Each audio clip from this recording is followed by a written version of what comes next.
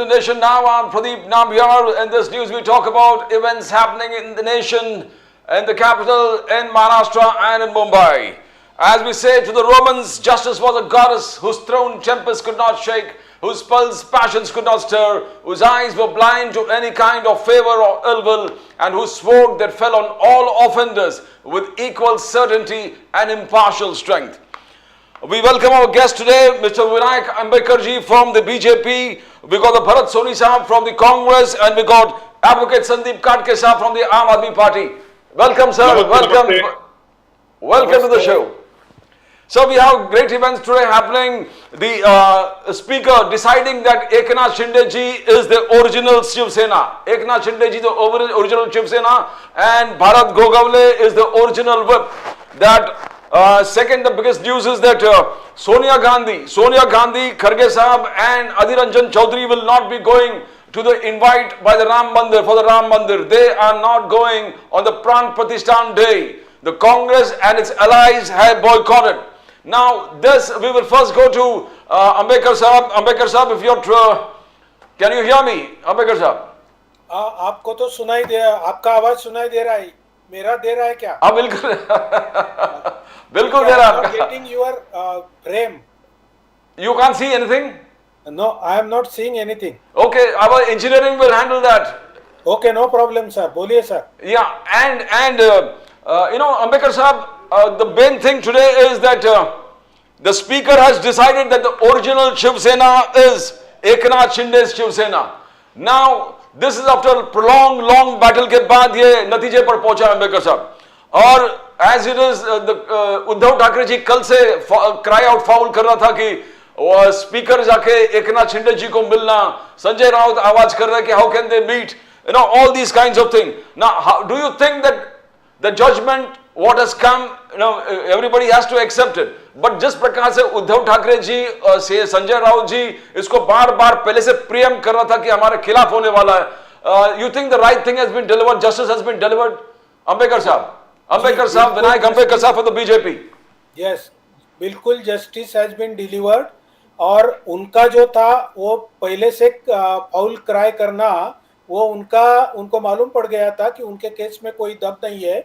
आज का जो वर्डिक्ट था उसको आपने सुना रहेगा. बिल्कुल. उसमें दो तीन चीज सामने निकल के आई है कि एक तो पहले इनका कॉन्स्टिट्यूशन के हिसाब से शिवसेना पार्टी चल नहीं रही थी. दूसरी बात, ये जो 2018 के चेंजेस की क्लेम कर रहे थे कि हमारे इसमें चेंजेस हो गए और उनका जो राष्ट्रीय कार्यकारिणी है उसमें चेंजेस हो गए, वो चेंजेस उन्होंने इलेक्शन के ऑफिस में, इलेक्शन कमीशन के ऑफिस में दाखिल नहीं किए थे.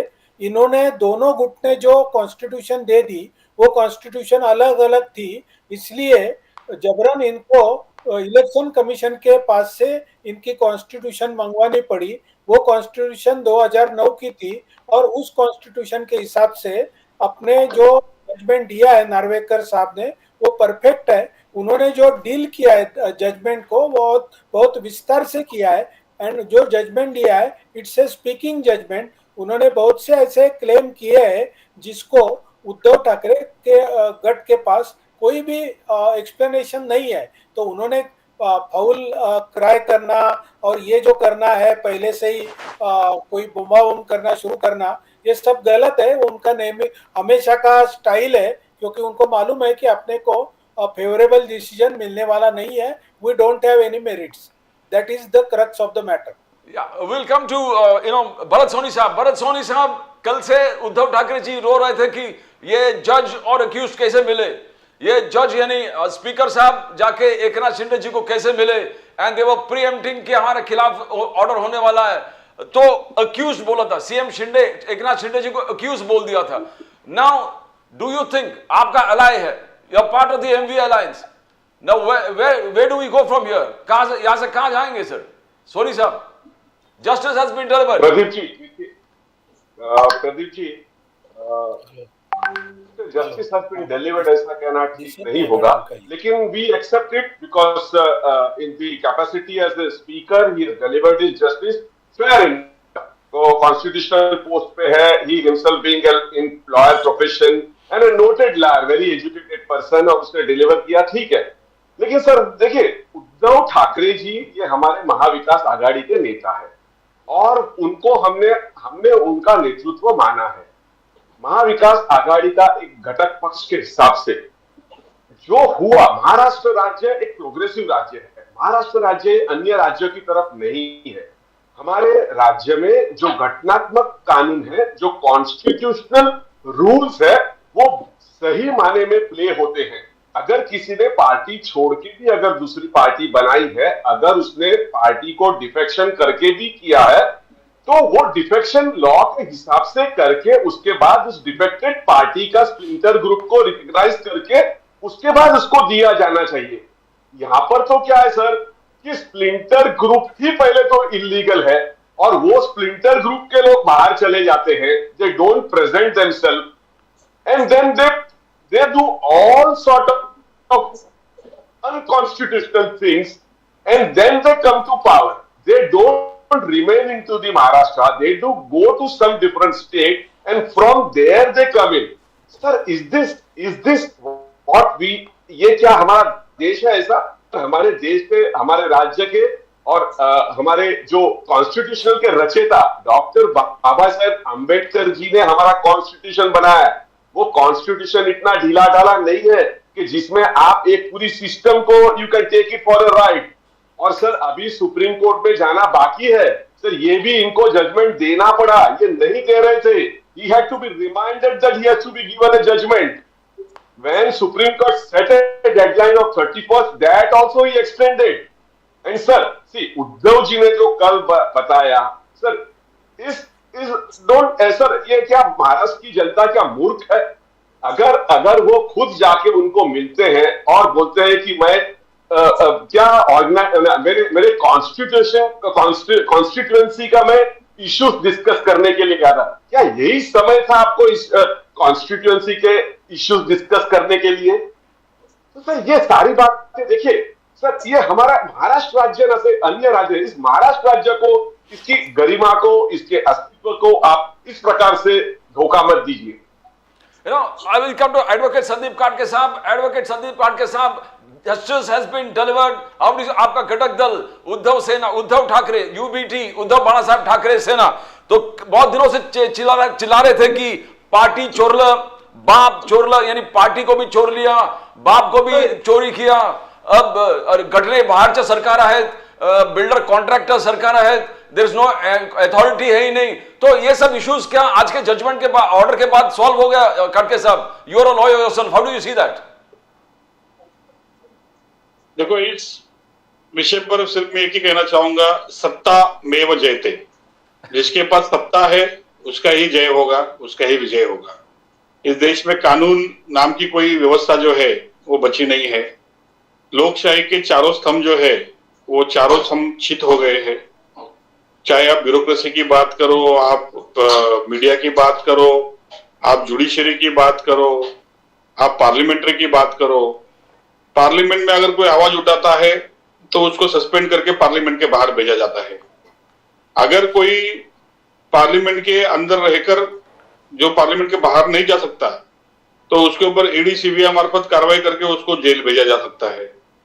यहाँ पे अगर कोई कुछ मतलब जो अपने ऐतिहासिक चीजों को तो हम नहीं बोल सकते, लेकिन जो अपने माइथोलॉजिकल चीजों के ऊपर अगर कोई कुछ बोलेगा तो उसके ऊपर बहुत सारे आंदोलन शुरू होते हैं।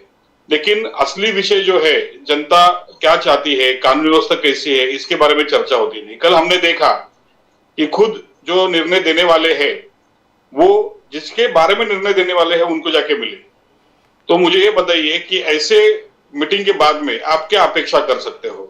अभी अपेक्षा कर सकते हो कि सुप्रीम कोर्ट जाने के बाद में उद्धव जी को न्याय मिलने वाला है? वो सुप्रीम कोर्ट जाने के बाद में भी कुछ होने वाला नहीं है, क्योंकि सुप्रीम कोर्ट भी जो है आज जो है केंद्र सरकार का पपेट जैसा काम करता है। बट काटके साहब, बिल्किस बानो केस में supreme court showed study independence कि इतना इंडिपेंडेंट है बिल्किस बानो केस में। उन्होंने कहा कि यू डोंट फील ऐसा जजमेंट आपको फिर भी लग रहा है वो लोकतंत्र खतरे में है? नहीं, जहां बात बीजेपी के फेवर की आती है, जहां बात सत्ता के आती है, तो चाहे वो कोई भी हो, मैं सुप्रीम कोर्ट के ऊपर टिप्पणी नहीं करना चाहूंगा, क्योंकि वो एक ऑटोनोमस बॉडी है और हमारे देश के सबसे हाईली इंटेलेक्चुअल लोग जो है वो वहां पे बैठे हैं। लेकिन कुछ भी हो, वो भी ह्यूमन बीइंग्स है, वो भी एक इंसान है, तो इंसान है तो डर तो होगा ही। अभी मुझे बताने की जरूरत नहीं है कि आज के तारीख में भले वो मुख्यमंत्री हो या कोई पार्षद हो, उसको अगर किसी का डर है तो वो है, अगर वो विपक्ष में है तो वो सत्ता वाली पार्टी का यानी बीजेपी का। तो वो डर सबको ही है, वो डर न्यायालय को भी है, वो डर पार्लियामेंट को भी है, वो डर ब्यूरोक्रेसी को भी है, वो डर मीडिया को भी है, सबको ही है। तो मैं समझता हूँ कि ये जो निर्णय आया है ये सत्ता मेव जयते वाला निर्णय है। इनके हाथ में सत्ता है तो सत्ता के हिसाब से इन्होंने निर्णय लिया है। असली शिवसेना पार्टी किसकी है वो आने वाले समय में जब इलेक्शन होंगे या फिर कॉर्पोरेशन इलेक्शन होते मुंबई में, जो कि पिछले 2 साल से डिलेड है, और मुझे लगता नहीं कि इस साल भी कॉर्पोरेशन इलेक्शन होने वाले हैं। अगर हिम्मत है तो कॉर्पोरेशन इलेक्शन लो, पता चलेगा कि असली शिवसेना किसके पास है। वो ग्राम पंचायत चुनाव बीजेपी ने मानते छोड़ी नहीं हुई है कि है, उनको डालने के पास। ग्राम पंचायत चुनाव आप नहीं मानते, वो इट्स नॉट एन इलेक्शन। जैसे अंबेडकर साहब बोलेंगे ग्राम पंचायत में हम सफाई किए थे, यू डोंट थिंक दैट? भाई साहब, ग्राम पंचायत इलेक्शन में कोई भी कैंडिडेट जो है वो सिंबल पे नहीं लड़ता है, वहां पे पैनल होता है, और जो भी पैनल जीत के आता है उनको फंड चाहिए होता है, तो जो भी सत्ता में लोग होते हैं वो उनके साथ में चले जाते हैं आफ्टर इलेक्शन। तो इलेक्शन जीतने के पीछे सत्ता वाली पार्टी का यानी बीजेपी का कुछ कंट्रीब्यूशन है, ऐसा कुछ नहीं है। लेकिन इलेक्शन जीतने के बाद में उनको फंड चाहिए होते हैं, तो वो सत्ता पार्टी के साथ में हाथ मिलाते हैं और उसको ये लोग क्लेम करते हैं। तो जनता का मत जो है वो कोई बीजेपी के बाजू में नहीं था ग्राम पंचायत इलेक्शन में, लेकिन रिजल्ट आने के बाद में, जैसे हमने देखा होगा मध्य प्रदेश में गए टाइम पे इलेक्शन हुए थे, कांग्रेस जीती थी, लेकिन कांग्रेस के एमएलए को खींच के वहां पे बीजेपी सत्ता में बैठी। महाराष्ट्र में अच्छी खासी सरकार चल रही थी, यहाँ पे पार्टी फोड़ी गई, शिवसेना फोड़ी गई, बीजेपी एनसीपी फोड़ी गई और फिर से बीजेपी सत्ता में आई। तो यहाँ पे सत्ता में वो लेते हैं, केंद्र में बड़े नेता बैठे हैं, 2 जो अच्छा काम कर रहे पूरे देश के लिए और पूरे डेमोक्रेसी के लिए। मैं समझता हूँ कि बहुत बढ़िया काम हो रहा है, देश की जनता देख रही है, और देश की जनता को अगर लगता है कि ये सब सही हो रहा है तो फिर से बार 2024 में जय श्री राम बोल के उनके ऊपर ही मोहर लगाई जाएगी। अगर देश की जनता को लगता है कि देश में जो हो रहा है वो गलत है तो उसका निर्णय देश की जनता को लेना है। This was Aam Aadmi Party advocate Sandeep Kadke sahab. Bharat Soni sahab, before I come to you, I'll go back to Ambedkar sahab. Vinayak Ambedkar sahab from the BJP. आपने सुना आम आदमी पार्टी बोले सत्ता में जयते, सत्ता में जयते, और इससे पहले सोनी साहब भी थे, राहुल गांधी जी का वही 5 जो डायलॉग था, लोकतंत्र खतरे में है, judiciary is being intimidated, minorities are being targeted, opposition are being targeted, right wing activism on the surge, on the increase. तो धीरे धीरे दोनों सब यही चाह रहा है कि लोकतंत्र खतरे में है।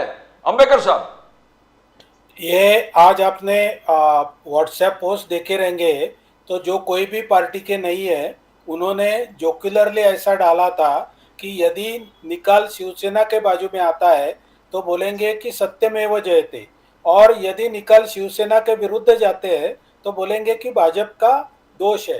तो ये कोर्ट का प्रोसीजर था, उनको भी समझना चाहिए।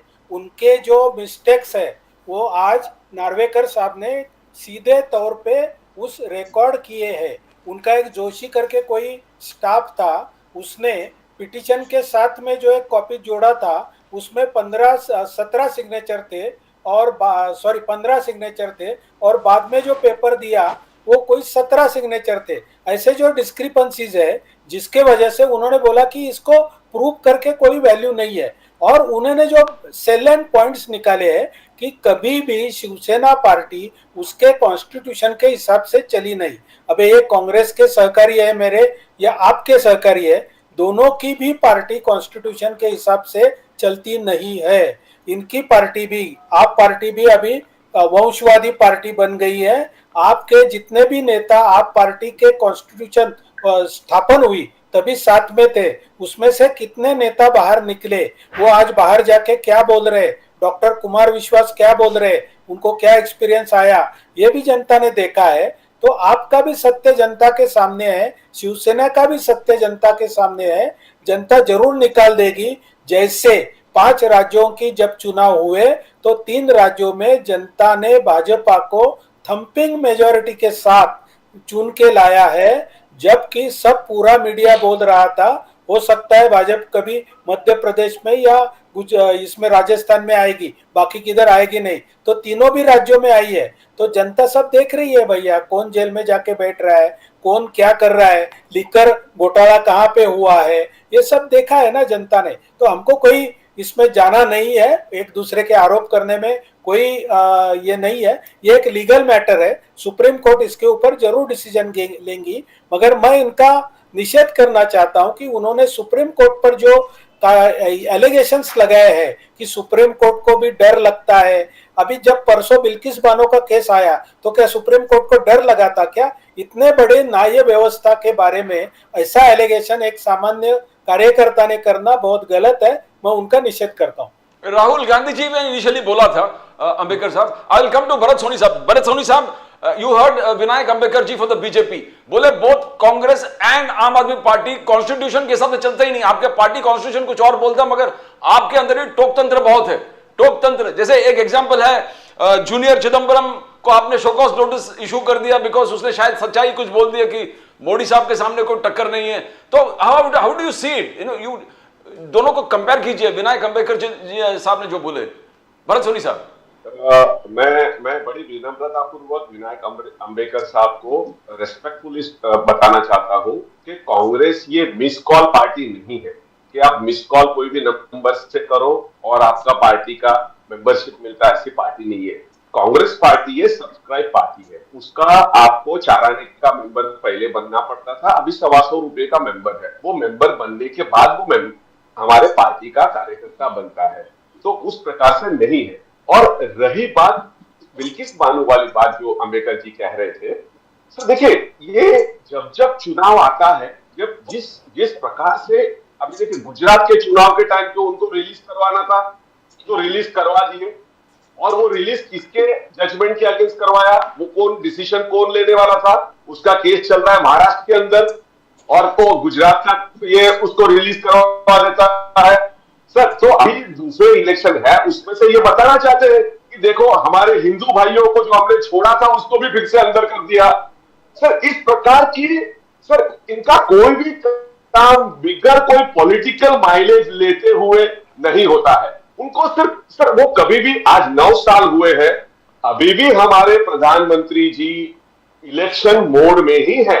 वो इलेक्शन मोड के बाहर आए, वो एम्प्लॉयमेंट के ऊपर बात करे, वो जो महंगाई के ऊपर बात करे, वो जो फ्यूल के प्राइसेस है उसके ऊपर बात करे, ये सारी बातों के ऊपर कभी नहीं। लेकिन किस प्रकार से चुनी हुई सरकारों को गिराया जा सकता है। और सर मैं बार बार कहता हूं कि ऑपरेशन लोटस क्या है? Operation lotus is buying of MLA. Sir, आज महाराष्ट्र में कोई एक सामान्य आदमी भी जो महाराष्ट्र का है वो भी बता देगा कि किस प्रकार से महाराष्ट्र की जनता के साथ धोखा हुआ और किस प्रकार से सरकार बनी। अगर उसके लिए अगर कहते हैं अंबेडकर साहब जी अगर दिल पे हाथ रख के बोल दे कि नहीं ये सब कुछ सही हुआ, टेक्निकलिटीज नहीं दिखाते हुए, तो देखिए कॉन्स्टिट्यूशन पे शिवसेना बाला साहब ठाकरे जी तभी हुई, वो खुद बोलते थे कि मैं नहीं बिलीव करता हूं इसके अंदर, तो कॉन्स्टिट्यूशन नहीं चला। और शिवसेना के सीएलपी लीडर एकनाथ शिंदे जी को ही बनाया था। सर, सीएलपी के नेता 2019 में किसको बनाया था? एकनाथ शिंदे जी को सीएलपी का नेता चुना था। सर, तो देखो डेमोक्रेसी तो सिर्फ बीजेपी में है। ओके, क्योंकि जैसे आप देखोगे तो देश के नेता जो है वो नरेंद्र मोदी जी है, राज्यों में इलेक्शन होते हैं तो भी नरेंद्र मोदी जीतते हैं। बिल्कुल बिल्कुल। और अगर शहरों में भी इलेक्शन होते हैं तो भी अगर ग्राम पंचायत में भी रिजल्ट आता है तो भी नरेंद्र मोदी जीतते हैं। तो जो असली डेमोक्रेसी जो है वो बीजेपी के अंदर है। मैं हमारे बीजेपी के मित्र को मैं पूछना चाहूंगा कि आप मोदी जी को छोड़ के देश के एक 10 प्रोमिनेंट मिनिस्टर का नाम बताइए जिन्होंने कुछ काम किया है, जिनका कुछ कॉन्ट्रीब्यूशन है देश के विकास में। तो ये ऐसा नैरेटिव सेट हुआ है कि यहाँ पे सिर्फ मोदी मोदी है, सब कुछ मोदी जी ने किया है। 6000 साल के बाद में प्रभु राम जी को भी भारत में मोदी जी ने ही लाया है। इसके पहले राम जी तो इधर उधर भटक रहे थे, उनको तो घर भी नहीं था, वो बेघर थे, लेकिन उनको भी घर देने का काम जो है वो मोदी जी ने किया है। तो इस प्रकार की डेमोक्रेसी जो है वो भारतीय जनता पार्टी में है।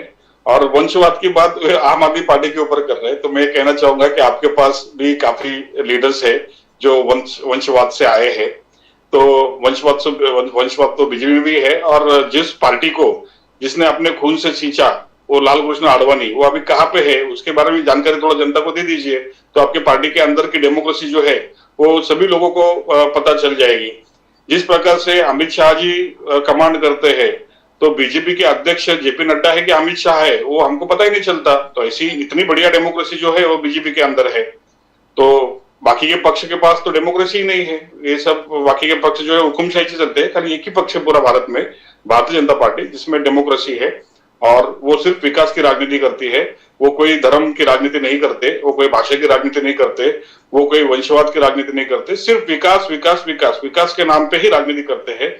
जो अदानी जो थे 2014 में 50,000 करोड़ के आदमी थे, आज विश्व के 3 नंबर के रिचेस्ट आदमी बने हैं, क्योंकि उन्होंने जो विकास किया है बीजेपी के माध्यम से, उसका पूरा विकास का श्रेय जो है वो भारत सरकार के नाम पे जाता है। क्योंकि उनका जो पैसा है वो भारत सरकार का पैसा है और उनका पूरा जो विकास का पैसा है वो भारत सरकार अपनी जनता के लिए यूज कर रही है। तो इस प्रकार का विकास जो है वो भारतीय जनता पार्टी के राज्य में हुआ है। और आने वाले समय में भी अगर अदानी जी विश्व के नंबर 1 व्यक्ति बनेंगे, जैसे कि हमारी धारावी है, हमारी पूरी धारावी जो है वो अदानी को आपने बेच दी, तो यहाँ की जनता को पूछा नहीं। अभी एक परसेप्शन फैलाया जा रहा है कि भाई धारावी के लोगों का विकास हो रहा है। अभी विकास धारावी के लोगों का हो रहा है कि अदानी इसमें 3 से 4 लाख करोड़ रुपया कमाने वाला है।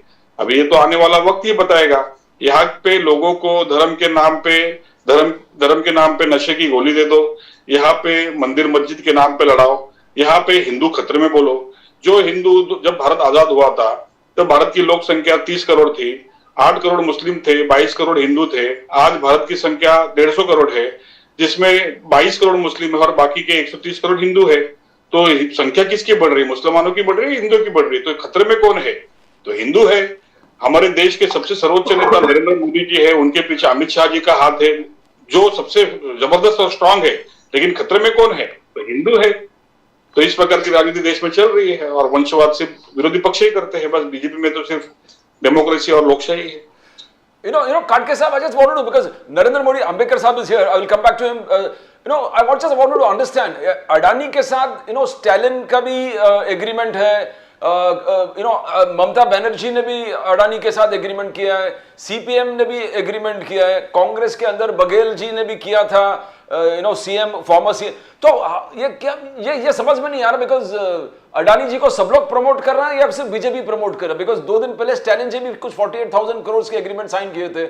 उससे पहले जो रेवंत रेड्डी जी है वो, I am just trying to understand Katke साहब, आम आदमी पार्टी छोड़ के देखिए आम आदमी पार्टी छोड़िए, राजनीति सब छोड़ दीजिए, अपन फैक्ट्स के ऊपर बात करते हैं। हाँ। तो आज अगर हम फैक्ट्स की बात करेंगे तो देश का एयरपोर्ट जो है वो किसके पास है, तो वो पहले किसके पास था, तो किस प्रकार से वो किसके पास आया, ये बताने की मुझे जरूरत नहीं है। सब एयरपोर्ट जो है, मतलब मुंद्रा पोर्ट जो है, मुंद्रा पोर्ट में सरकार की एजेंसी काम नहीं करती। मुंद्रा पोर्ट के अंदर कस्टम ऑफिसर्स नहीं है, मुंद्रा पोर्ट के अंदर सब प्राइवेट एजेंसी काम करती है। अडानी की ऑफिस। तो मुंद्रा पोर्ट में आप ड्रग लेके आ जाओ या आप कोई भी सामान लेके आओ, पूछने वाले कौन है? तो आप ही लोग हैं।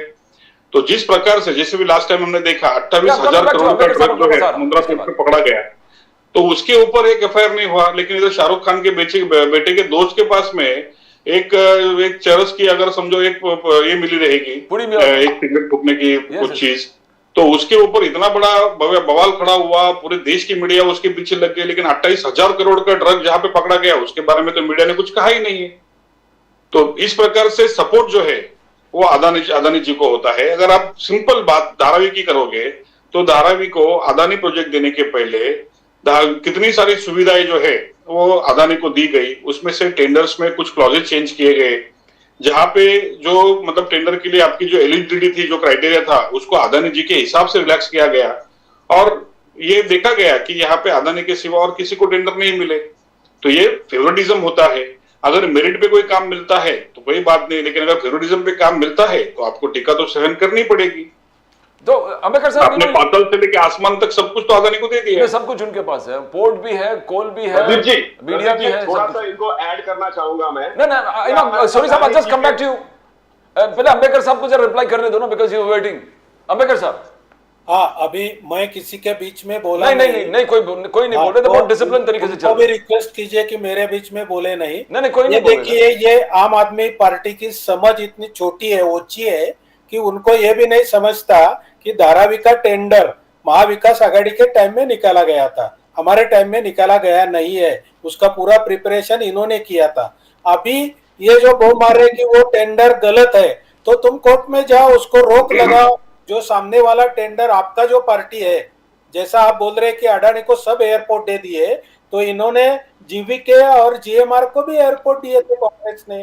जीएमआर के पास जब 5 एयरपोर्ट थे, तो इनके प्रिंस जाके बोल रहे थे कि अडानी के पास 5 एयरपोर्ट कैसे गए, फिर जीएमआर के पास कैसे गए। अडानी के पास 5 है, जीएमआर के पास भी 5 है, उसमें अडानी का नाम लेके क्यों रो रहे भैया। मुंद्रा एयरपोर्ट का बात ऐसा है, इनके जो जमाई है रॉबर्ट वाड्रा, वो मुंद्रा एयरपोर्ट के बारे में मुझे पार्टनर ले लो करके अडानी के साथ मांडोली बोलते मराठी में, वैसा करने को गए थे। अडानी जी ने उनको हाथ जोड़ दिया और उनको वापस भेज दिया।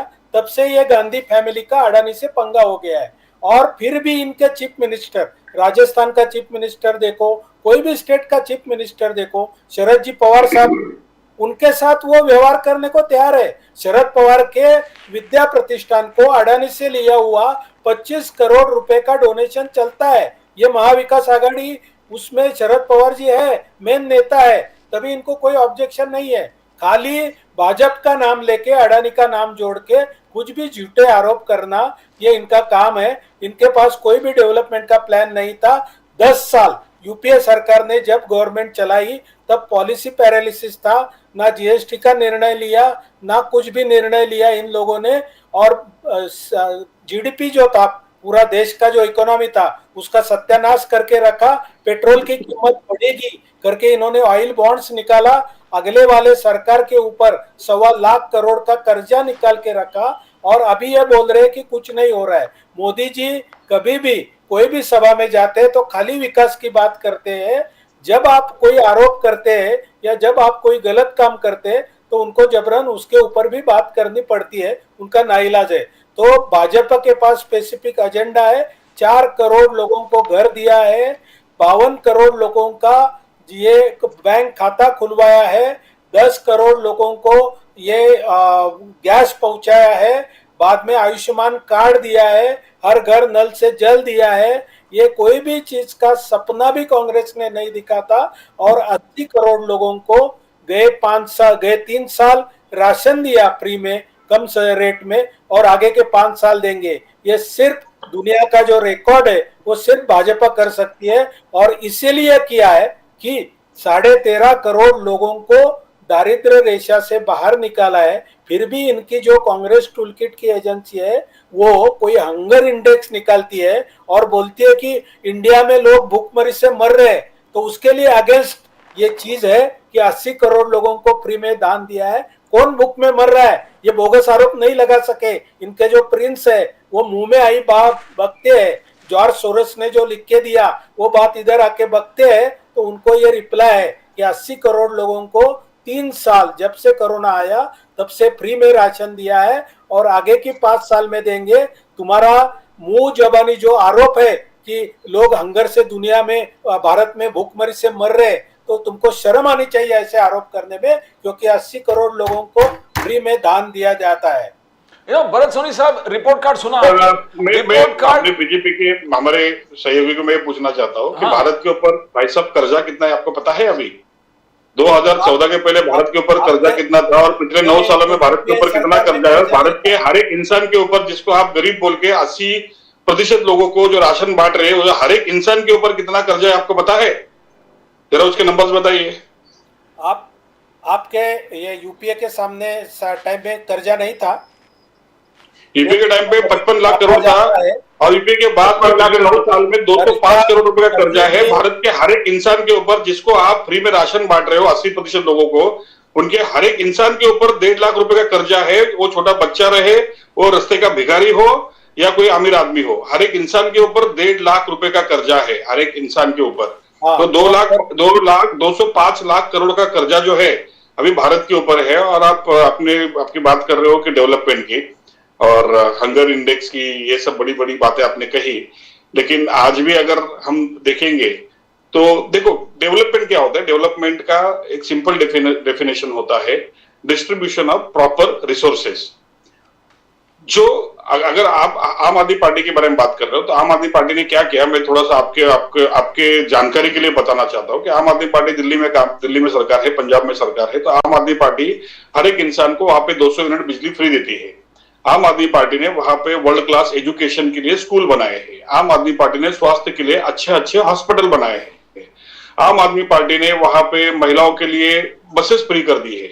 और ये सब करने के बाद में आम आदमी पार्टी का जो दिल्ली सरकार का जो कर्जा था वो सब फेडने के बाद में आम आदमी पार्टी का जो फिस्कल डिफिसिट है वो प्लस में है, वो माइनस में नहीं है। अगर आप पंजाब की बात करोगे तो पंजाब में 300 यूनिट बिजली फ्री देने के बाद में पंजाब की पावर कंपनी को 550 करोड़ रुपए का फायदा हुआ। 300 यूनिट बिजली फ्री देने के बाद में। आज आप मुंबई की बात करो या महाराष्ट्र की बात करो, यहाँ पे बिजली इतनी महंगी है लेकिन फिर भी बिजली कंपनियां घाटे में है। इसका एक ही रीजन है, क्योंकि कोयले का जो कॉन्ट्रैक्ट है वो आपके मित्र जो है अदानी, उनके पास में है, जो 3000 रुपया टन में कोयला इंपोर्ट करते हैं और 30,000 करोड़ में वही स्टेट की कंपनी को बेचते हैं। और ये कोयला जो है वो झारखंड से पूरा घुमा के, मतलब पूरे इंडिया को चक्कर मार के ये पंजाब की तरफ जाता है, जो अरविंद केजरीवाल ने बंद कर दिया। तो इसकी वजह से उसके पीछे लग गए। लिकर स्कैम, ये स्कैम, वो स्कैम तो बस आम आदमी पार्टी करती है, बीजेपी तो सिर्फ विकास ही करती है। बहुत लोग हैं खड़गे साहब, पूरे आई थिंक टीम आपका मेन थिंक टैंक सब जेल में ही है अभी। क्या ये जो opposition is being targeted scamster है, मतलब जो मनीष सिसोदिया है वो इतने बड़े स्कैमस्टर है कि उन्होंने करोड़ रुपया जमा करके बड़े बड़े जेट खरीदे हैं, खुद के लिए गाड़ियां ली है, बंगले बनाए हैं, वो महंगे महंगे 20 लाख रुपए के सूट पहन के घूमते हैं। हमारे संजय सिंह जो है, संजय सिंह ने भी हजारों करोड़ रुपया कमाया। जो लिकर स्कैम जो था वो हजारों करोड़ रुपए का था और उसमें रिकवरी कितनी हुई मालूम है आपको? उसमें करोड़ों में रिकवरी हुई, जो कि जीरो के बराबर है।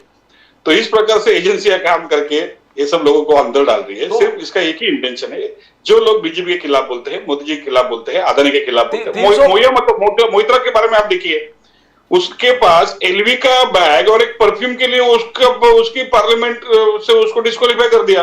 अरे एक सांसद है, पढ़ी लिखी है, सेलिब्रिटी है, तो उसकी इतनी औकात नहीं कि खुद के लिए एलवी का बैग खरीद सकते। तो क्या एलवी के बैग के माध्यम से वो संसद में सवाल पूछेगी? इस प्रकार के आरोप लगा के आप किसी को बेइज्जत करके संसद के बाहर निकालते हो और आप बोलते हो कि भाई अब तो बस पूरी संस्कारी पार्टी, पूरे संस्कार तो आप ही की पार्टी के पास है। तो 320 करोड़ के आसपास का जो money trail you are saying is not there खड़गे साहब, कोई ट्रेल नहीं है। हाँ, रिकवरी कितनी हुई है बताओ? कोर्ट के सामने तो रिकवरी आई है ना कि मनीष सिसोदिया के घर से कितना पैसा रिकवर किया, संजय सिंह के पास से कितना पैसा रिकवर किया, अरविंद केजरीवाल जी का नाम आया तो उनके पास से कितना रिकवर किया, उनके बैंक खातों में कितने हैं, कितने प्रॉपर्टीज उनकी सीज की है। अभी मनीष सिसोदिया लगभग 1 साल से तो अंदर है, तो मनीष सिसोदिया की कितनी प्रॉपर्टीज, कितना पैसा सीज किया, तो इसका स्पष्टीकरण बीजेपी दे और लोगों के सामने पता है कि भाई ये सब भ्रष्ट लोग हैं, इन्होंने करोड़ों की माया जो है वो जमा करके रखी है, इनकी इतनी गाड़ियां हमने जब्त की। मोदी जी ने कहा था कि 70,000 करोड़ का जल सिंचन घोटाला करने वाले को मैं छोड़ूंगा नहीं। एक हफ्ते के बाद में वो आके बैठ गए गोदी में, उनको तो आपने तिजोरी की चाबी दे दी, उनको डायरेक्ट अपने स्टेट का फाइनेंस मिनिस्टर बना दिया। तो आपके वॉशिंग मशीन में जो आता है वो सब स्वच्छ हो जाता है। अगर कल अरविंद केजरीवाल आपके साथ में आ जाएंगे तो आप तो बोलेंगे कि भाई दुनिया के सबसे कट्टर ईमानदार आदमी तो अरविंद केजरीवाल ही है, तो विचार है सब चोर है। तो यू नो इट्स खड़गे साहब, नो अंबेडकर साहब, before you respond I just go to Soni साहब। तो यू नो भरत सोनी साहब, जो खड़गे साहब ने बोला, यू नो राहुल गांधी जी का वही कहना था कि लोकतंत्र खतरे में है, opposition is being targeted, judiciary is being intimidated, ये सब है, ये सब वो हो रहा है, खड़गे साहब ने समझा दिया। But you know many of the Congress leaders they are having you know Adani tie up, जैसे रेवंत रेड्डी टाइड अप, अलग अलग जितने पार्टीज है, ममता बनर्जी टाइड अप, शरद पवार, जैसे अंबेडकर साहब ने कहा कि शरद पवार साहब को टाई अप कर दिए। तो ये कंफ्यूजिंग है। राहुल गांधी स्टेडी है, अब तक शुरुआत से जो बोला अब तक कायम है कि ये आदमी 20,000 करोड़, फिर कोल स्कैम का 15,000 crore. How do you see it, how do you see it Bharat Soni साहब? प्रदीप जी देखिए, मैं अंबेडकर साहब के सीनियरिटी पे और वो पक्ष के कार्यकर्ता के हिसाब से मैं उनको कुछ नहीं कहता हूँ। वो बेचारे भोले हैं, उनको मालूम ही नहीं, क्योंकि उनको जो आईटी सेल भेजता है वही किताब लिखे हैं अंबेडकर साहब ने, बहुत बढ़िया। जैसे बिल्कुल सर, बिल्कुल उसी पे भी आता हूँ सर। तो देखिए, सर उन्होंने क्या बताया कि अडानी को प्रोजेक्ट, धारावी का प्रोजेक्ट किसने दिया, बोला कि कांग्रेस ने दिया। सर मैं उनको करेक्ट करना चाहता हूं कि देवेंद्र फडणवीस जी के पास जब हाउसिंग डिपार्टमेंट था उस टाइम पे लास्ट में जाते वो देके गए थे, और उसी के ऊपर आज जिसको टेंडर नहीं मिला है उसने केस फाइल किया है उसके वकील ने कि वो उनको किस प्रकार से उसमें से निकाला गया। एक सेकंड, आप रॉबर्ट वाड्रा जी के बारे में बात कर रहे हैं। सर हम लोग पिछले 9 साल से सुनते आ रहे हैं कि रॉबर्ट वाड्रा जी को आप जेल में डालोगे। आप कब डालोगे सर? आप तो फैग एंड डाउन, अभी 5 महीने बाकी है आपकी सरकार को, तो उनको आप पहले कीजिए। सेकंड थिंग, अभी आपने क्या कहा कि कांग्रेस के अंदर वंशवाद है, तो सर वंशवाद सिर्फ क्या कांग्रेस को ही लागू होता है? आपके राजनाथ सिंह के बेटे वंशवाद के अंदर नहीं आते, डोभाल के बेटे वंशवाद में नहीं आते, पीयूष गोयल ये वंशवाद में नहीं आता, वंशवाद पूनम महाजन वंशवाद में नहीं आते, ये मुंडे पंकजाताई मुंडे वंशवाद में नहीं, ये सारा वंशवाद में नहीं है। जय शाह, हाँ जय शाह का तो है ही नहीं सर, वो तो उसके ऊपर है ना सर। तो शहजादा है वो हमारे, इसको प्रिंस बोलते हैं ना, उनका रियल शहजादा तो वहां है सर। तो सर ये सारी बातें बोलने के लिए मैं नहीं हूं यहाँ पर, लेकिन सर अगर आप इसके ऊपर डिस्कस करोगे कि नहीं कि आपने जो चुनाव में वादे किए थे जिस टाइम पे, उसके ऊपर आप कब दोगे? और रही बात अडानी की, और अडानी के कांग्रेस के लोगों ने, देखिए हमारे राजस्थान के अंदर भी अडानी का प्रोजेक्ट है, हमारे छत्तीसगढ़ में भी कांग्रेस का प्रोजेक्ट है। सर हम लोग ने, राहुल जी क्या बता रहे हैं कि हम लोग अडानी के खिलाफ नहीं है, लेकिन अडानी जिस प्रकार से मोनोपोलिस क्रिएट कर रहा है, जैसे अभी कटके साहब ने बताया कि कोयला अगर किसी को लेना है इंडिया में तो सिर्फ अडानी से ही ले सकता है। इसको हम लोग डिस्पैरिटीज ऑफ इनकम बोलते हैं, इसको हम लोग क्रिएशन ऑफ मोनोपोलिस बोलते हैं कि आपको उन्हीं के पास जाना पड़ेगा। और दूसरी बात, जो मुंबई में टीडीआर का मामला है, ट्रांसफर ऑफ डेवलपमेंट राइट्स है, वो अडानी को किस प्रकार से दी गई है धारावी प्रोजेक्ट डेवलप करने के लिए, पूरा महाराष्ट्र जानता है और सभी को मालूम है। तो हम लोग अडानी को उस प्रकार से हम लोग अपोज नहीं कर रहे कि आप बोलेंगे कि अडानी को ब्लैंकेट परमिशन अपोजिशन नहीं है। अडानी जहां पर रेगुलर इसमें आता है उससे हमें कोई तकलीफ नहीं है, लेकिन अगर वो आके मैं ही सिर्फ लूंगा, एयरपोर्ट मैं ही चलाऊंगा, पोर्ट्स मैं ही चलाऊंगा, इलेक्ट्रिसिटी मैं ही दूंगा, these are creation of monopolies. और सर हम लोग मोनोपोलिस में से बाहर आए हैं और हम लोग नेशनलाइजेशन में गए थे, वो सारा तो खत्म कर दिया इन लोगों ने और खत्म हो रहा है। आने वाले दिनों में पता चलेगा कि इसका इफेक्ट क्या है वो। और सर दूसरा, ये लोग अभी भट्टा परसोल में जिस प्रकार से राहुल जी ने जब अपोज किया था तब से इन लोग उसको अपोज करने लगे। सर आज छत्तीसगढ़ के जंगलों में क्या हो रहा है, वहां के आदिवासी क्यों अपोज कर रहे हैं? सर अगर आप आदिवासी के फेवर में हो और आदिवासी के साथ उनके लिए काम करते हो तो आदिवासी क्यों अपोज कर रहे हैं? सर आप जिसको मिनिस्टर बनाते हो राजस्थान में, वो आदमी 6 दिन में इलेक्शन हार जाता है, इतनी क्या जरूरत थी आपको उसको बनाने की? सर वहां विधान परिषद भी नहीं है राजस्थान में कि आप उसको विधान परिषद से चुन के लाते हो। सर देखिए इसमें क्या होता है सर, लोगों पे क्या असर। आप लोग बोलते हैं पार्टी विद अ डिफरेंस, हम लोग भी सोचते हैं भाई पार्टी विद अ डिफरेंस है, तो ये है पार्टी विद अ डिफरेंस कि आप जिस व्यक्ति को चुनाव के बीच में उसको मिनिस्टर बनाते हो, कोई मॉडल कोड ऑफ कंडक्ट जैसा है कि नहीं सर? अंबेडकर जी मैं आपसे पूछना चाहूंगा प्रदीप जी के माध्यम से, प्रदीप जी के माध्यम से जवाब देंगे आपको प्रदीप जी। हाँ प्रदीप जी जवाब देंगे, मगर आज model He will reply to you, Bharat Soni साहब, but I will just remind you, आज वो जिस प्रकार से मोदी साहब ने vibrant Gujarat global trade show में उन्होंने कहा कांग्रेस के जमाने में we are 11th biggest economy, आज हम 5th लार्जेस्ट इकोनॉमी हो गए, 3rd लार्जेस्ट इकोनॉमी कुछ सालों में होने वाले हैं। और उन्होंने शोकेस कर दिया पूरे, अभी बोले कि अमृतकाल चल रहा है, 25 साल और अमृतकाल चलेगा। अंबेडकर साहब, you can first reply to Bharat Soni साहब एंड देन अमृतकाल अभी कर्तव्य काल हो गया सर। अभी उनको चुप बैठने को बोलिए, अभी अंबेडकर जी के बोलिए और फिर उसके बाद काटके साहब ऑब्जेक्ट चुप बैठने को ऐसा नहीं बोल सकते, चुप बैठने को बोलिए ऐसा नहीं बोल सकते, मत बोलिए, बीच में मत बोलिए। अभी सोनी साहब सुनिए ना, आपका तो 5 मिनट वो मानता हूं मैं, आप चुप बैठिए ऐसा शब्द नहीं यूज कर तो सकते सर। मेरे बीच में मत बोलिए, उसका नहीं, मतलब ठीक, है आप कांग्रेस के लोगों को आदत है बीच बीच में बोलने की। नहीं, हाँ, नहीं। तो पहला चलिए सर, वंशवाद चुप बैठिए, उसको वंशवाद क्या आप होता बीच में है, मत बोलिए, ऐसा सॉरी समझना है। सॉरी समझाता हूँ। वंशवाद क्या होता है वो मैं समझाता हूँ इनको। 1998 में सीताराम केसरी ये दलित लीडर को जबरन बाजू करके सोनिया जी गांधी कांग्रेस की प्रेसिडेंट बनी। उससे 17 साल के बाद उन्होंने कांग्रेस प्रेसिडेंटशिप किसको हैंडओवर की? राहुल गांधी जी को हैंडओवर की। ये वंशवाद होता है। हमारे पार्टी में उसी 20 साल में 4 प्रेसिडेंट हो गए। इसके लिए हम बोलते हैं कि तुम्हारे इधर वंशवाद है, हमारे इधर नहीं है। क्यों चाहती है सोनिया गांधी इस पार्टी को कंट्रोल करना? कांग्रेस पार्टी में पूरे देश में राहुल गांधी से क्वालिफाइड नेता नहीं है, ऐसा लिख के दे दो जनता को, फिर जनता मानेगी कि राहुल गांधी ने ही प्रेसिडेंट होना है। राहुल गांधी को तुम्हारे ही पक्ष के 23 लोगों ने, जिनको G23 कहा जाता है, उन्होंने विरोध किया है कि उनको अध्यक्ष ना बताया जाए, ना बनाया जाए, फिर भी तुम लोग राहुल गांधी को प्रोजेक्ट कर रहे हो। तो ये वंशवाद है भाई। एखादे कोई नेता का कोई सन या डॉटर अपने क्वालिफिकेशन के हिसाब से पार्टी में काम करे तो उसको वंशवाद नहीं बोलते। हमारे पार्टी का कोई भी प्रेसिडेंट उसके लड़के को वापस प्रेसिडेंट नहीं बनाएगा। ये हमारे पार्टी का लिखित रूल है और कोई भी प्रेसिडेंट ऐसा हमारे इधर मनसा भी नहीं रखता है। तो आपका पार्टी वंशवादी है। आपका पार्टी वंशवादी इसलिए है कि जो लीडर आप पार्टी के फॉर्मेशन के समय उनके साथ थे, उनको मिसट्रीट करके पार्टी से बाहर निकाला गया और खुद का कंट्रोल, खुद का अथॉरिटेरिज्म ये उन्होंने बनाया है करके इनके पास वंशवाद है। उनको खुद का कंट्रोल चाहिए।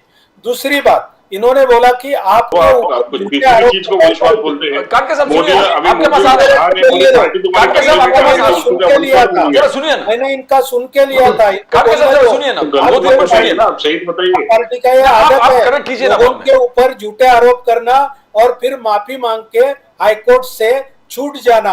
अरविंद केजरीवाल ने आज तक 5 लोगों का माफी मांगा है, जिसमें नितिन गडकरी हमारे नेता भी शामिल है।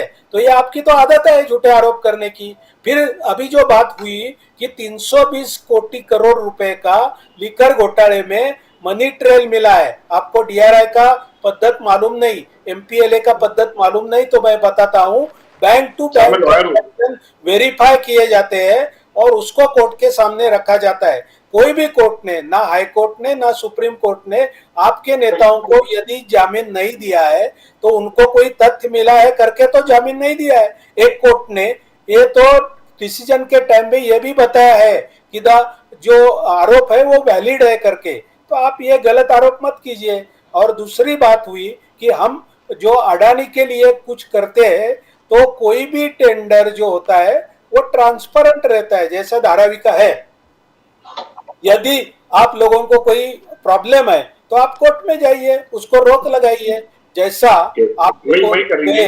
और भारत की जनता वही करेगी। सब लड़ाई कोर्ट के साथ में रहेगी। वंशवाद मतलब पार्टी को साथ में लेना वंशवाद होता है। जय शाह को अगर BCCI का सेक्रेटरी बनाया जाता है तो योग्यता के बारे में कोई सवाल नहीं होंगे। सोनिया गांधी ने अपना पोस्ट न छोड़ना, 17 साल खुद प्रेसिडेंट रहना, उसके बाद में खुद के लड़के को मोदी को निकाल दो अभी, दो टर्म हो गए मोदी जी के। ये वंशवाद है, ये पूरी दुनिया जानती है। काटके साहब, आप लगातार धारावी प्रोजेक्ट से संघर्ष करते रहे। आप वहां के जो स्थानीय रहवासी उनके हक के लिए लड़ रहे, उनका घर मिलना चाहिए, 500 स्क्वायर फीट मिलना चाहिए, उनका जो ट्रांजिट कैंप है वो रेलवे लैंड में नहीं होना चाहिए। तो आप लगातार इसके बारे, but you want to respond to Ambedkar sahab charge on Kejriwal ji, money trail Kejriwal ji का कहना, आई थिंक 3 या 4 समन केजरीवाल साहब ने स्किप कर दिया। He didn't go when the enforcement directorate is called him. Kejriwal साहब का आर्गुमेंट है कि I am not the accused, I am not the witness, why I am being summoned. काटके साहब नहीं, इसमें वही तो बोल रहे थे कि कैसे भारत में अभी एजेंसी के ऊपर भी विश्वास नहीं बचा है कि एजेंसी के ऊपर विश्वास करके वहां पे जाए, क्योंकि एजेंसियां चलती है किसी के इशारों पे। तो अरविंद केजरीवाल जी ने जब एजेंसी को रिप्लाई किया तो एजेंसी को पूछा कि भाई अगर आपको बीजेपी का इंस्ट्रक्शंस है तो आप मुझे लिख दो कि भाई ये समन्स हम भेज रहे हैं उसमें बीजेपी का इंस्ट्रक्शंस है, मैं आ जाऊंगा। आप हमको समझ तो भेज रहे हो, लेकिन किस वजह से भेज रहे हो उसका कारण नहीं लिख रहे हो। तो इस वजह से अरविंद केजरीवाल जो है वो वहां पे जा रहे नहीं है। और जहां तक आप धारावी की बात करोगे तो धारावी में जो है वो 3 से 4 लाख करोड़ का बहुत बड़ा घोटाला जो है ये होने जा रहा है। भले मैं कितना चिल्लाऊं, धारावी की जनता कितना चिल्लाए, कौन कोर्ट में जाए, कौन आसमान में जाए, जमीन में जाए, कुछ फर्क पड़ने वाला नहीं है, क्योंकि यहाँ की जो सरकार है अभी पूरी हिपोक्राइट हो गई है। यहाँ के लोग जो है पूरे हिपोक्राइट को एक्सेप्ट करने लगे हैं। इसके लिए अगर कुछ लोगों का अगर घर उजड़ दिया जाता है तो कोई किसको फर्क पड़ने वाला नहीं है, क्योंकि जो घर उजड़ने वाले हैं उनसे सरकार का कुछ लेना देना नहीं है। बड़े गर्व से वो आप मतलब यूपी के आपके जो मुख्यमंत्री है उसको बुलडोजर बाबा बोलते हो। अरे लेकिन जो आदमी का घर उजड़ रहा है उसको आपने कभी पूछा है कि भैया जो आदमी ने बड़ी मेहनत से अपना घर बनाया, बड़ो लीगल है इलीगल है, लेकिन है तो सरकार की जमीन, सरकार की जमीन है। अगर सरकार मतलब काशीराम जी कहते थे जो जमीन सरकारी है वो जमीन हमारी है, क्योंकि यहाँ पे जो दलित पिछड़े जो लोग हैं उनके लिए यहाँ पे कोई वाली नहीं बचा है।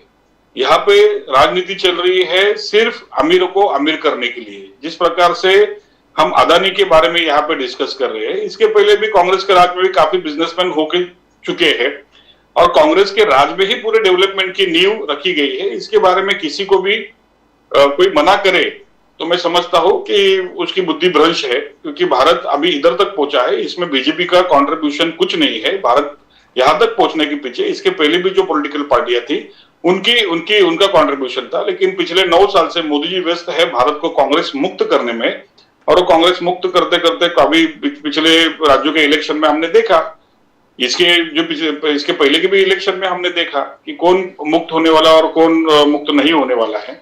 तो मैं समझता हूं कि ये जो है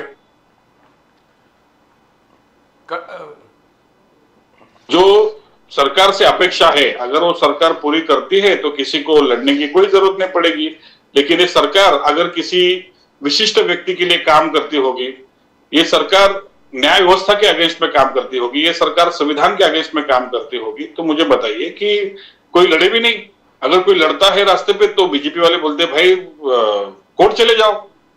कोर्ट में क्या न्याय मिल रहा है वो हमने उद्धव ठाकरे के केस में देख लिया, एनसीबी के केस में भी हम देख लेंगे कि उद्धव ठाकरे को किस प्रकार का न्याय मिल रहा है। जिनकी पार्टी है एकनाथ शिंदे को टिकट देने के ऊपर एबी फॉर्म के ऊपर साइन किसका है, किसके इंस्ट्रक्शन से उनको टिकट मिली। अगर आप जिसके साइन के ऊपर जिसके इंस्ट्रक्शंस के ऊपर आप खुद एमएलए बने हो उसकी पार्टी आप छीन लेते हो, बाद में यहाँ पे इंक्वायरी होती है, ट्रायल चलता है और ट्रायल में अगर बोला जाता है कि भाई ये पार्टी तो एकनाथ शिंदे की है, तो मुझे बताओ कि यहाँ का कोई एक छोटा सा भी अगर स्कूल का बच्चा होगा वो भी उसके ऊपर विश्वास करने वाला है, भरोसा करने वाला है। हम तो पढ़े लिखे लोग हैं, ये अनपढ़ों की फौज जो है पढ़ने के काम बीजेपी कर रही है, आगे भी यही करने वाली है। I'll just go to Bharat Soni साहब, अंबेडकर साहब you respond। पहले शुरू करते हैं, हॉट टॉपिक है, गठबंधन गठबंधन सनातन धर्म के खिलाफ है, कंटिन्यूज। सैम पिट्रोडा से लेके प्रियंक खड़गे से लेके ए राजा से लेके junior Stalin, Sitaram Yechury, Maurya ji Samajwadi party के फतेह बहादुर और लालू यादव, भरत सोनी साहब, और आज आप जितने भी इंडिया अलायंस के पार्टनर्स हैं और सनातन धर्म के खिलाफ यानी गवर्नमेंट, तो आज सोनिया गांधी, खड़गे साहब और सुधीर उन्होंने भी मना कर दिया कि हम जाएंगे नहीं। यू वांट टू अच्छा बोलिए अंबेडकर साहब बोलिए। हाँ, मैं जनता के सामने एक चीज रखना चाहता हूँ। हाँ। ये आम आदमी पार्टी कितनी बदली है देखो।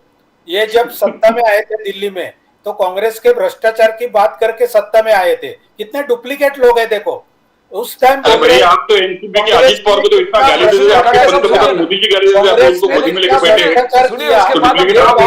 हैं। ये सत्ता में आए और इनको अभी जनता ने जब लताड़ा है, जनता ने नकारा है, तो कोई भी हर स्टेट में जाके खड़े होते हैं, इनके डिपॉजिट जब्त होते हैं तीनों राज्यों में। तो अभी इनको शानपड़ा सूझ गया कि कांग्रेस बहुत बड़ी है, उन्होंने 60 साल में बहुत प्रोग्रेस किया। जिनको नाम रख के ये सत्ता में आए, जिनको गाली दे के ये सत्ता में आए, जिनका सब पूरा अपमान करने के बाद ये सत्ता में आए, इतने कितने डुप्लीकेट लोग हैं देखो। ये पूरे डुप्लीकेट लोग हैं।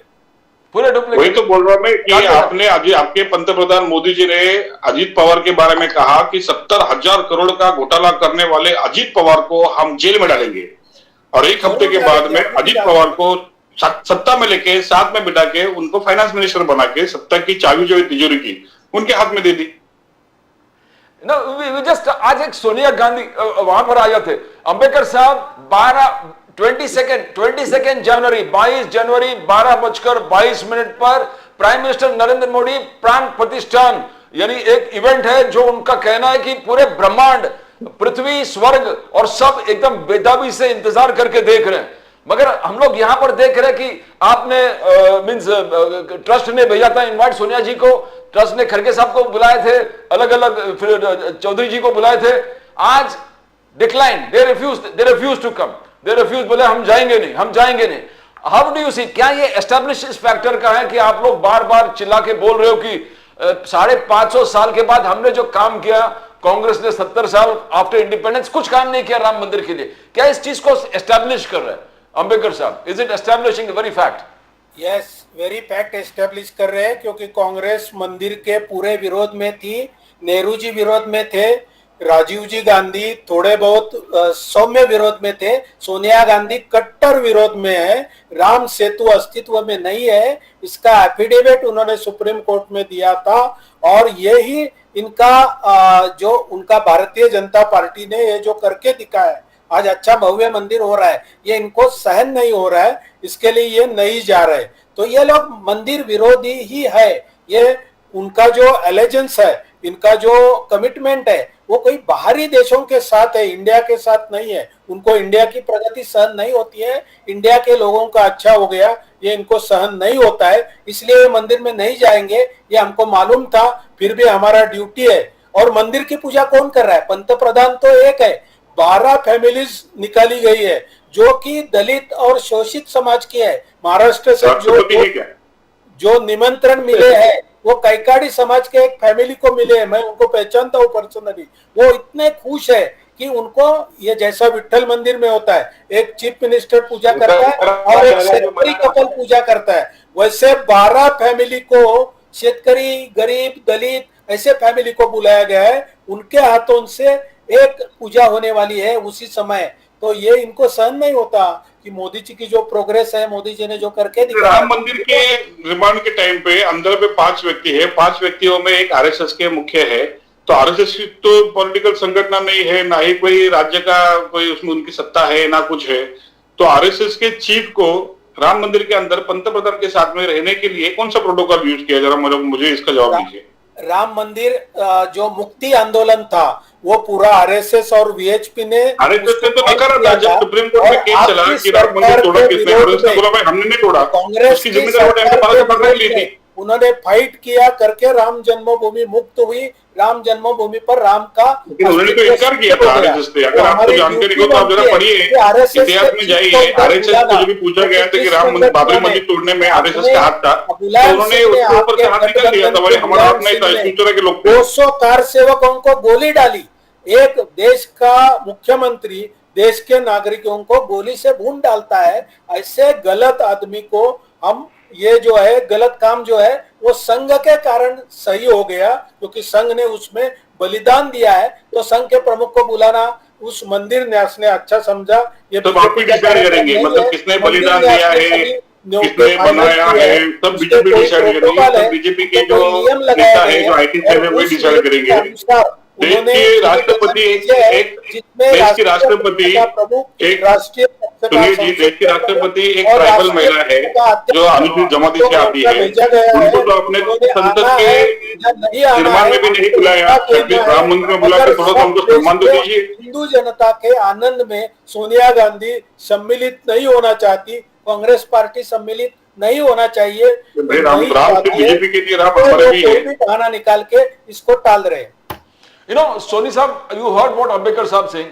So आपने डिसाइड कर लिया कि आप इस चीज को बॉयकॉट, डिक्लाइन किया। आपका कहना है सोनी साहब ये एक बीजेपी इवेंट है, you are saying that this is a BJP event, but India life के 2 मिनट के लिए मैं कुछ कहना चाहूंगा। देखिए ये इवेंट जो है ना, वो इवेंट जो है मोदी जी की प्रतिमा प्रमोट करने के लिए, राम जी की प्रतिमा प्रमोट करने के लिए नहीं है, क्योंकि इवेंट के बारे में मैं कुछ कहाँ पे पढ़ रहा था, तो उसमें ऐसा है कि जो मतलब रामलला की जब मूर्ति का अनावरण होगा, उनकी आंखों की पट्टी खोली जाएगी तो उसके बाजू में मोदी जी खड़े रहेंगे। मतलब कैमरा का पहला फोकस जो होगा वो राम जी के बाद में मोदी जी के ऊपर होगा। मतलब भारत के युग पुरुष जो है भारत के नए राम जो है वो मोदी जी रहेंगे, तो जुने राम को लोग भूल जाना चाहिए। इस प्रकार का इसका प्रयोजन है। तो काटके साहब, you are trying to undermine prime minister Modi's contribution. I am just trying to understand, because अब महाराष्ट्र के ही ले लो, before prime minister Modi was leader, the BJP was number 4 party. Maharashtra में मोदी साहब आने के बाद BJP is become a number 1 party. How can you write off his contribution? मैं ऐसे ही पूछ रहा हूं as a political debate. Don't you see his contribution? जहां बीजेपी कुछ नहीं था, 303 तक पहुंच गए। देखिए, अगर 15-20 हजार करोड़ रुपया अगर मेरे भी इमेज के पीछे आप खर्चा करोगे तो मैं भी देश का एक बहुत इन्फ्लुएंशियल व्यक्ति बन जाऊंगा। और मैं समझता हूँ कि अगर योग्यता की बात करेंगे एजुकेशनल क्वालिफिकेशन की, तो मेरी भी एजुकेशन की क्वालिफिकेशन थोड़ी है। 15-20 हजार करोड़ रुपया आप मेरे ऊपर खर्चा कर दीजिए, मैं भी 45,000 करोड़ की जाहिरात दे रहे हैं, फिर भी इमेज नहीं बन रही है, फिर भी लोग उनको गुंडा बोल रहे हैं। नहीं, पैसा सिर्फ बीजेपी के पास नहीं है। आप इलेक्ट्रल बॉन्ड की बात करिए, इलेक्ट्रल बॉन्ड में जितना पैसा है सिर्फ बीजेपी के पास है, बाकी विपक्षियों को तो कोई डोनेशन भी नहीं दे रहा है। अगर कोई डोनेशन भी देने की कोशिश करे तो उसके पास ईडी पहुंच जाती है, भाई किसको पैसा दे रहा है। I'll come to सोनी साहब। सोनी साहब, what message is Congress sending? एक तो है कि आपने आज डिसीजन ले लिया कि हम यहाँ अटेंड नहीं करेंगे, तो आपने डिसीजन ले लिया कि we are going decline the event, this is prime minister Modi's event. But what message are you giving the entire electorate? Soni साहब। रवि जी, देखिए, पहले तो हम हिंदू होने के नाते राम लल्ला जी हमारे श्रद्धा स्थान है और हम सब उनको मानते हैं। एक बात, राम ये कार्यक्रम में जाना नहीं जाना ये आस्था का सवाल है, मेरी आस्था का है। अगर मेरी आस्था है तो मैं जाऊंगा। सेकंड, सर अभी ये कार्यक्रम कब हो रहा है सर? ये 22 तारीख क्या रामनवमी है? 22 तारीख क्या चैत्र महीना है? 22 तारीख पोष महीना है। पोष महीना में सर शादियां नहीं हो रही है सर। उसका जो मुहूर्त है वो मुहूर्त है नहीं सर, उसमें शादियां नहीं हो रहे। उसमें कब मुहूर्त बोलते हैं कि इस पीरियड में शादियां भी नहीं होती है, लेकिन उसमें आप करवा रहे हो। उसमें शंकराचार्य लोगों ने मना कर दिया, उन लोगों ने मना, हम नहीं आएंगे सर। ये क्योंकि सर सबका विरोध किस बात पे है कि इसको सारा एक पॉलिटिकल इवेंट करके देखा जा रहा है। आप उसको पॉलिटिकल इवेंट करके मत देखिए सर। मैं खुद भी जाऊंगा, हम लोग सब जाएंगे, हम सबके राम भगवान हैं, सिर्फ इनके लिए नहीं है। और सर एडवाणी जी चले थे पूरा राम जन्मभूमि का ये लेके, उनको आप बुलाइए। राष्ट्रपति को क्यों नहीं बुला रहे आप? राष्ट्रपति का आना क्यों नहीं है वहां पर? और सर कभी भी ऐसी पूजा होती है उसमें जोड़ी में बैठते हैं, हस्बैंड वाइफ दोनों बैठते हैं सर। यहां पर ऐसा नहीं हो रहा है। तो सर इसलिए सोनिया जी और मल्लिकार्जुन खड़गे जी अगर जो नहीं जा रहे हैं तो उन्होंने उसका कारण बताया हुआ है कि क्यों नहीं जा रहे वो लोग सर। ऐसा कोई, हम लोग राम जी का विरोध नहीं कर रहे, प्रभु रामचंद्र जी का विरोध नहीं कर रहे, लेकिन जिस हिसाब से आप उसको पॉलिटिकलाइज कर रहे हो, पॉलिटिकल मैसेज देने का काम कर रहे हो, वो गलत है, उसका विरोध कर रहे हैं हम लोग। काटके साहब, I'll tell you, because हम लोग कोई वी आर न्यूट्रल। ये जो मुहूर्त जो निकला है काटके साहब, वो ऐसा बोल रहा है कि राम लल्ला का बर्थ जो है वो मुहूर्त और ये प्राण प्रतिष्ठान का मुहूर्त एक ही है, यानी इट इज वेरी सिग्निफिकेंट। जितने एक दो एस्ट्रोलॉजर्स भी इस प्रोग्राम में आए थे, बोले कि ये जो मुहूर्त है वो ऐसा है कि भगवान राम ने खुद तय किया है। अंबेडकर साहब कम, खड़गे साहब, ये मुहूर्त पे आप विश्वास कर रहे हो कि this is going to be a big significant?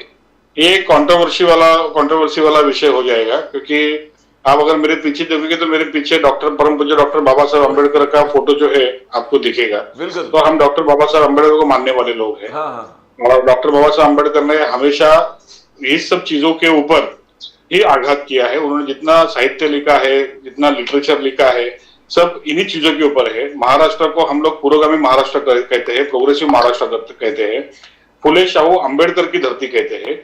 Phule Shahu Ambedkar ने पूरे जीवन यही सब चीजों का विरोध किया है, यही सब पंडितों का विरोध किया है, यही सब मुहूर्त और जो कर्मकांड है इसका विरोध किया है। तो देखो, बिलीव और बिलीफ ये दोनों अलग चीजें हैं, विश्वास और आस्था। विश्वास जो है कोई चीज के ऊपर अगर आपके पास पुख्ता सबूत है उसके ऊपर आप विश्वास करते हो, लेकिन आस्था जो है, आस्था के लिए कोई भी प्रकार के सबूत की जरूरत नहीं। आस्था जो है वो अबाधित है और आस्था को आप चैलेंज नहीं कर सकते हैं। यही चीज जानते हुए परम पूज्य डॉक्टर अम्बेडकर साहब ने भी जब भारत का संविधान लिखा तो उस समय पे उन्होंने वही लिखा है कि अगर कोई किसी की आस्था के ऊपर अगर कोई गलत टिप्पणी करता है तो वो कानूनन जुर्म माना जाएगा।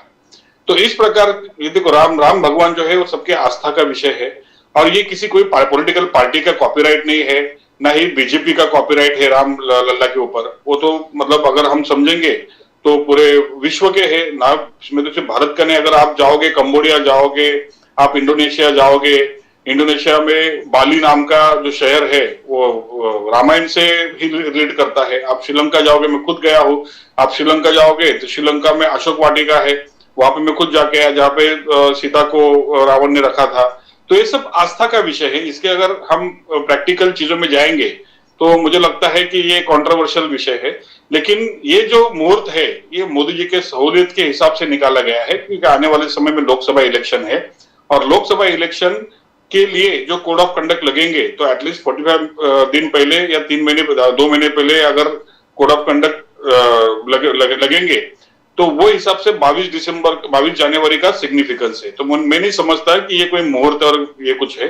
ये मुहूर्त खाली बीजेपी के लिए है, मोदी जी के लिए है, क्योंकि आने वाले समय में जैसे राम मंदिर का उद्घाटन होगा उसके बाद में इलेक्शन के बिगुल बजेंगे और राम मंदिर के नाम पे बीजेपी जो है वो घर घर जाके, जैसे कि अभी कर दिए, घर घर जाके राम मंदिर के नाम पे वोट मांगेगी। ना अंबेडकर साहब, before I come to you, मैं सोनी साहब से पूछ लेता हूं, यू आर टॉकिंग सम मुहूर्त, बिकॉज विश्व हिंदू परिषद बीजेपी के हिसाब से यह है कि यह मुहूर्त राम लल्ला के बर्थ का और प्राण प्रतिष्ठान का सेम मुहूर्त है, एकदम सेम।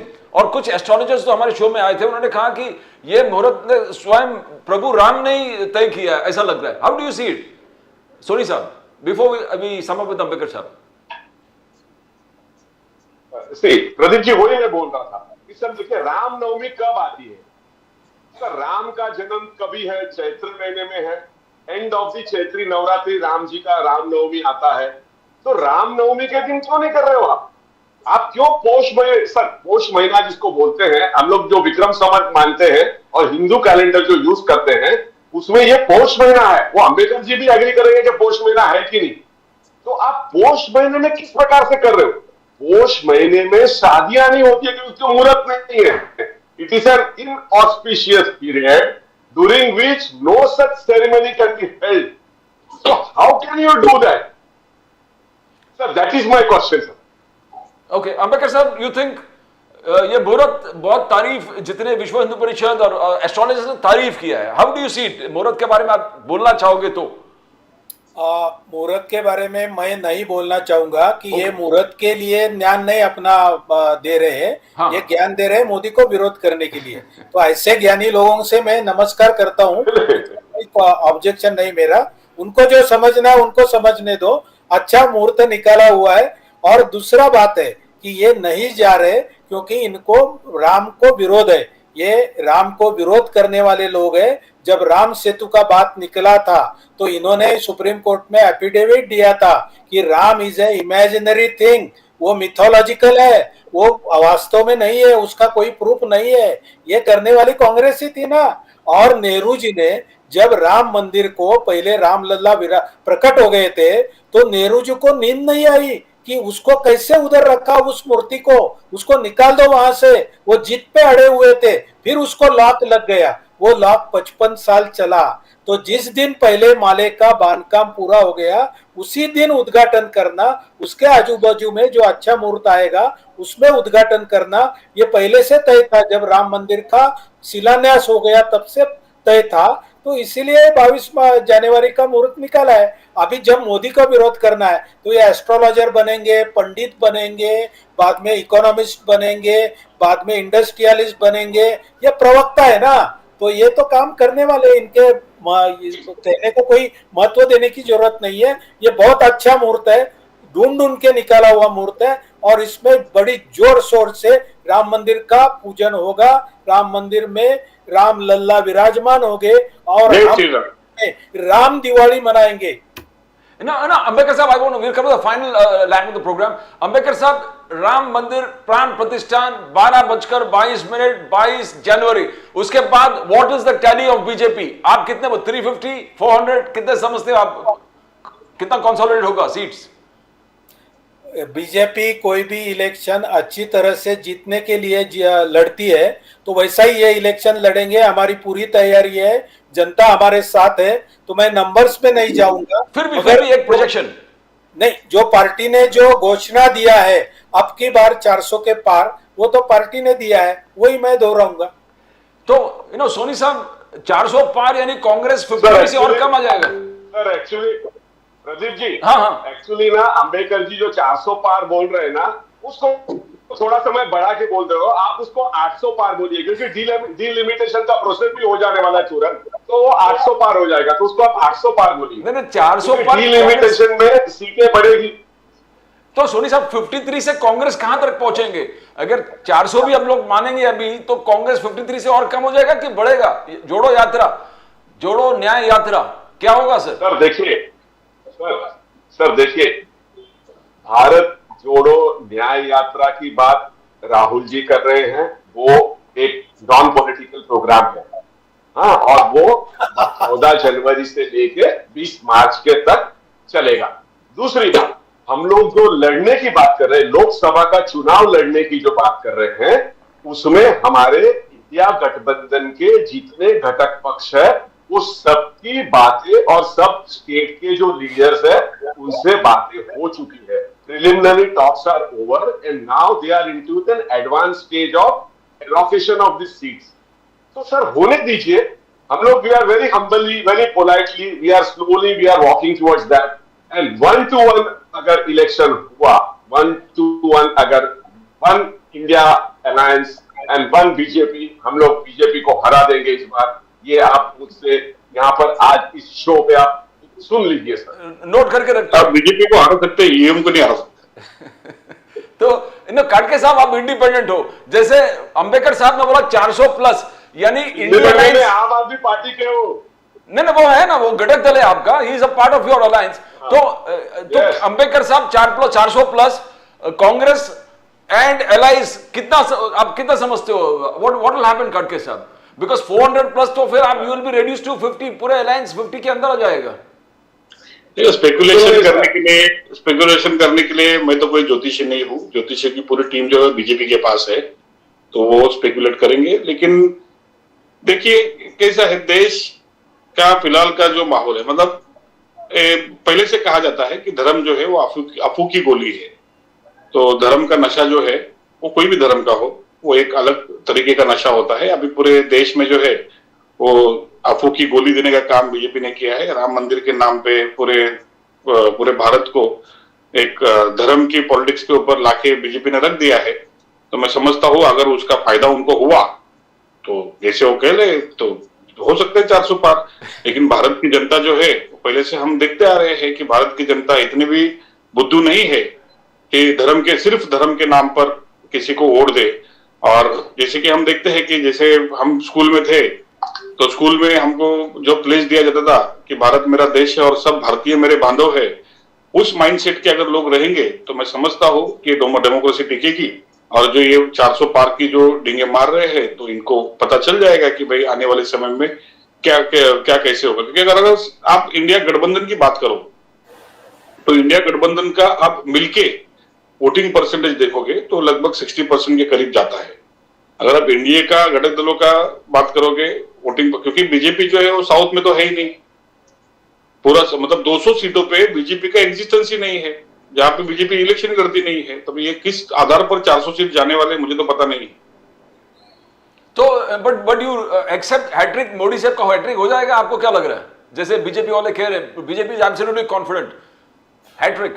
मैं वही बोल रहा हूँ ना कि आने वाले समय में अगर भारत में धर्म के नाम पर लोगों ने वोट दिया तो मोदी जी की हैट्रिक हो जाएगी। अगर धर्म छोड़ के अगर लोगों ने सोचा तो मुझे नहीं लगता कि मोदी जीत पाएंगे, क्योंकि जो सत्य था या फिर जो चीजें अभी दिख रही है, क्योंकि देखो पूरा इलेक्शन जो है परसेप्शन के ऊपर चल रहा है। और ये परसेप्शन जो है वो पूरा झूठा है। यहाँ पे सच्चाई के ऊपर इलेक्शन चल रहा ही नहीं है, ये पूरा परसेप्शन के ऊपर। और परसेप्शन को फैलाने के लिए क्या क्या चीजें लग रही है, कितने करोड़ रुपए खर्च हो रहे हैं, क्या क्या नहीं हो रहा है। जैसे हम राम मंदिर की बात करेंगे, बोलना नहीं चाहिए, लेकिन राम मंदिर के ट्रस्ट के माध्यम से भी इतने चंदे आए, लेकिन उसका कोई हिसाब नहीं है, उसमें भ्रष्टाचार हुआ है। वहां पे जमीन खरीदी बिक्री में, मतलब वहां के जो नेता थे, बीजेपी के स्थानिक नेता, जिनको पता था कि लैंड एक्विजिशन होने वाला है, तो मैं कुछ एक रिपोर्ट पढ़ रहा था, उसमें किसी ने 5 करोड़ की जमीन खरीदी थी, 2 महीने के बाद 20 करोड़ में बेच दी। ये सब बीजेपी के लोग हैं। तो इनसाइडर इन्फो जो है पूरा बीजेपी के पास है, और इस तरह से अगर भारत में चलता होगा। लेकिन अगर फैक्ट्स के ऊपर बात करेंगे तो लगभग 150 से 200 सीटें ऐसी है जहां पे बीजेपी के लड़ी और बीजेपी का डिपॉजिट भी कभी वहां पे मिला नहीं है। तो मुझे नहीं लगता कि इस आधार पर 400 प्लस की बात We'll allow Ambedkar Sahab to retort to that. बोलिए Ambedkar Sahab, because you accused them of something. ये जो बोल रहे हैं, ये इनके नेता संजय सिंह ने उधर जाके बात किया था, और बाद में वो संजय सिंह चुप बैठ गए क्योंकि उसमें कोई तथ्य नहीं था। अभी कोई जमीन एक आदमी ने एक दिन एक भाव पे ले लिया और कोई परिस्थितिवश उस जमीन का भाव बढ़ गया, तो इसको भ्रष्टाचार बोल रही है। इनके नेता क्या मैं भ्रष्टाचार नहीं बोलो, मैं नहीं बोलता भ्रष्टाचार, मैं बोल रहा हूँ ऐसा हुआ है। ये भी जनता को बीजेपी तो भ्रष्टाचार करती नहीं, सबसे साफ पार्टी। तो मैं भ्रष्टाचार के आरोप लगा नहीं रहा हूँ, मैं फैक्ट्स की बात कर रहा हूँ। संजय सिंह आपके खासदार थे, वो क्यों चुप बैठ गए, इसका जनता को बताइए ना। संजय सिंह ने ये आरोप किया था, बाद में चुप बैठ गए, क्यों चुप बैठ गए? तो संजय सिंह ने ही अदानी के ऊपर आरोप किया था, उनको तो अंदर डाल दिया आपने। वो तो छोड़ दो, जमीन का आरोप किया था ना। Ambedkar Sahab, thank you so much. उनको छोड़ो, It was a wonderful debate. Thank you, Ambedkar Sahab. Thank you, Bharat Soni Sahab. Thank you, Khadge Sahab. Thank you. It was a fantastic debate. A very, very disciplined debate. Thank you so much, all of you all. जय श्री राम। जय सिया राम, जय सिया राम। आप श्री राम मत बोलो, सिया राम बोलो, जय Siya Ram. Thank you so much. बालक की मूर्ति है इसलिए Shri Ram. Thank you so much. माता के साथ मंदिर बनेगा तब जय सिया राम। Thank you. अभी बालक की मंदिर है, मूर्ति है, बालक का मंदिर है, इसलिए मंदिर के लिए नहीं बोल रहा हूँ मैं, लेकिन हम जब भी बात देते हैं, मैं मंदिर के लिए बात नहीं कर रहा हूँ। राम का तन्मान सीता के साथ और बढ़ता है। मंदिर होंगे, डोंट वरी, आपका चिंता मैं समझ रहा हूँ और वो भी काम होगा। Thank you so much. Thank you so much, all of you. It was a fantastic debate, well-informed debate, wonderful news humanity. Thank you. It's a very disciplined debate, fantastic debate that people could hear and loved it. As we always talk, the preamble to the Constitution, we say, we the people hereby resolve to constitute India into a sovereign, socialist, secular, democratic republic, and to secure to all its citizens justice, equality, liberty, and fraternity. Justice, social, economic, and political, equality before the law and equal protection of rights where equality is concerned, liberties, addressing the freedom of speech, expression, faith, worship, and belief, the right to life, liberty, and pursuit of happiness for all citizens, and fraternity, believing in the territorial integrity of the nation and political integrity of the nation. We hope the pillars of the Constitution, as we always say, the political parties will see it's not falling, it's not fragile, it's dug deep, strong, and withhold any kinds of aggression on it. That's all from Pradeep Nambiar. Nation Now will come again tomorrow with more news from the nation, Maharashtra and Mumbai. It's bye for now.